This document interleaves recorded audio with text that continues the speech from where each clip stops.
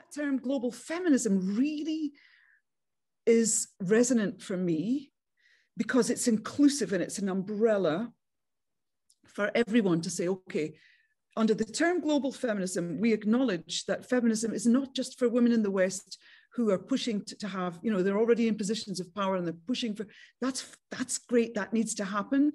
But I feel that people are not aware of the feminism that needs to evolve and sort of permeate through the rest of the world, which is enormous. Like so many, sorry to interrupt you, Annie, but we were talking about this earlier in relation to sustainability. And I was talking with some people from Africa Fashion Week London. And what we were saying was that all issues around sustainability have been absolutely embedded in some parts of African cultures for years, for centuries, whatever, whether it's fabric making or the way you dye things and so on and so forth. It's there, the way you reuse things, partly because you don't have the wealth to go out and buy something new every time you feel like it. So you repurpose what you've got. And I think around feminism, you know, if we can make global feminism a reality, that will be one hell of a thing.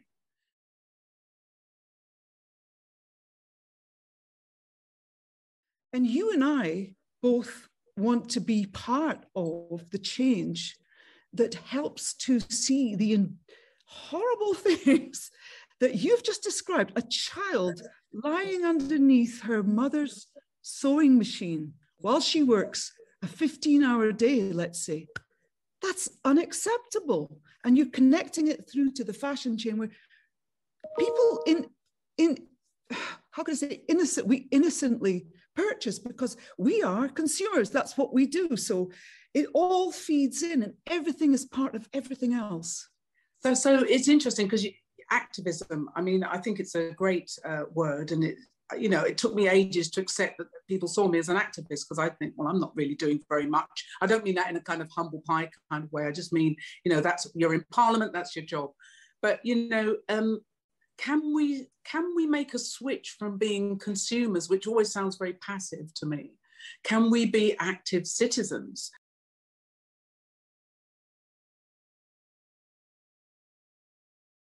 How do you make your voice heard? How do you get that feeling that you can make those changes? Right, absolutely. And when you describe it as a lonely place, I mean, I can tell you that, when we converge once a year around International Women's Day, it feels like, oh yeah, for me, yes, that I'm coming up to the plate. I'm showing up. Just show up. Just show up. That will make a difference. 1 and 1 make 3 in our instance. We have to, because if I don't show up, it's done. I mean, that's my contribution is over. And I personally, have been looking for like-minded souls, like kindred spirits, like yourself. I've been trying to do this, and sometimes it's felt lonely. And that was the whole reason why the notion of a circle it could just be 2, a circle of 2, because it's a sphere of influence, and it doesn't have to be, like you say, it doesn't have to be massive, but it just starts with you, then there's another person, maybe someone else, and you seek each other out. And International Women's Day has almost become like a shop window where we show up, we say we're here, we're still here. COVID-19 has set us back. It's set the whole feminist movement back, I think. Feminist, I mean, the empowerment of women. When women have been locked down with violent partners, very, very difficult. I mean, we saw that surge of 75% of domestic violence all of a sudden. I mean, it beggars belief. So where do we go? Well, we just have to, as you say, pick ourselves up. What can we do? So we're still here.